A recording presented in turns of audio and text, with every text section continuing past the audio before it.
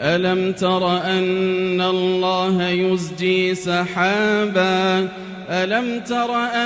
الله يزجي سحابا ثم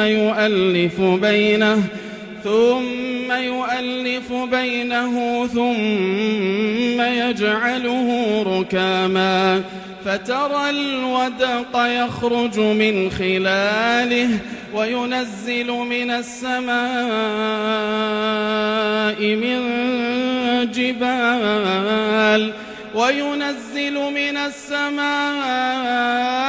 من جبال فيها من برد فيصيب به من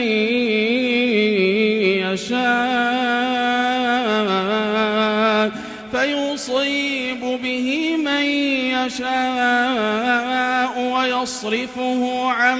من يشاء يكاد سنا برقه يذهب بالأبصار يقلب الله الليل والنهار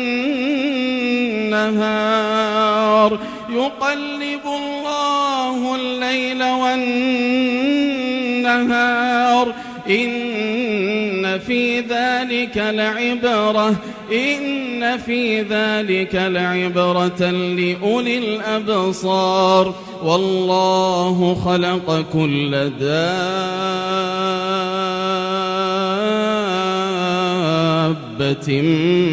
من ماء فمنهم من يمشي على بطنه ومنهم من يمشي على رجلين ومنهم